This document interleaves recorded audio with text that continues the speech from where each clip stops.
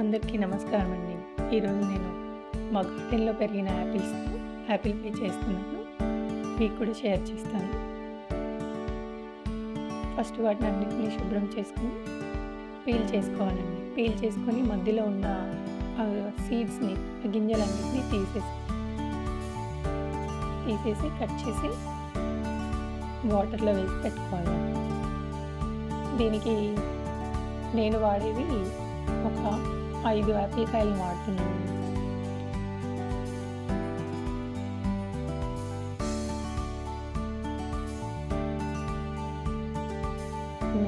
మీ ఇష్టము, మీకు ఎక్కువ కావాలంటే వేసుకోవచ్చు, కానీ 5 సరిపోతాయి. వీటన్నిటిని నీళ్ళలో వేసుకొని కాసేపటి తర్వాత పొయ్యి మీద ప్యాన్ పెట్టుకొని యాపిల్ ముక్కలన్నీ అందులో వేసి దాంట్లోకి కొంచెం నేను బ్రౌన్ షుగర్ వేస్తున్నానండి, ఒక హాఫ్ కప్కి తక్కువ. తర్వాత అందులోని చెక్క పౌడర్ అండి, సిన్నమన్ పౌడర్, అది వేసుకున్నాను.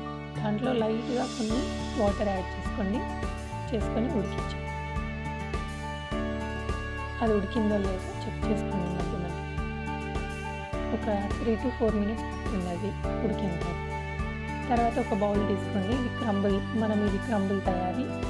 దీంట్లోకి ఫస్ట్ ఒక హాఫ్ కప్ అంతా ఓట్స్ తీసుకున్నాను. దాంట్లోకి కొంచెం మైదా, కొంచెం గోధుమ పిండి, లేదు మీకు మొత్తం మైదానే ఏది కావాలంటే అది తీసుకోండి. గోధుమ పిండి అయినా సరే, మైదా అయినా సరే. అందులోకి ఒక హాఫ్ కప్ అంతా బ్రౌన్ షుగర్ పడుతుంది.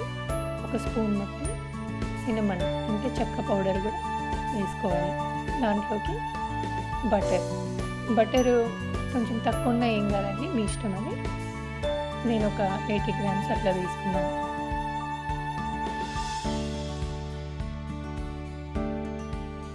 దాన్ని మొత్తం అన్ని ఓట్స్కి, పిండికి పట్టేలాగా కలుపుకోండి.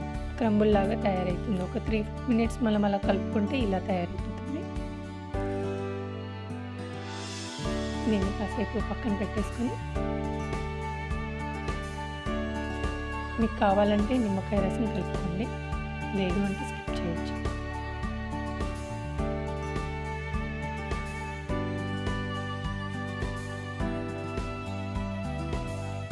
ఇప్పుడు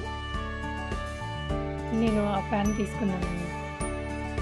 దాంట్లో యాపిల్ పై చేసుకోవడానికి ముందుగా బటర్ వేసి పెట్టుకున్నాను. అందులో మనం తయారు చేసుకున్న క్రంబుల్ కొంచెం అడుగులో కొంచెం వేసుకోండి. దాని మీద మనం ఉడికించి పెట్టుకున్న యాపిల్ షుగర్, చెక్క పౌడర్ తోటి ఉడికించుకున్నాం కదా. ఇప్పుడు దాన్ని మొత్తం ఈ ప్యాన్లో పచ్చి పెట్టుకోండి.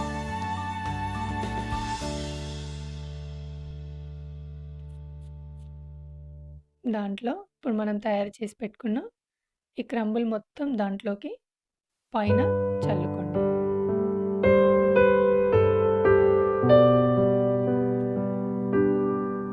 బటర్తో చేసింది కదండి, చాలా టేస్టీగా ఉంటుంది.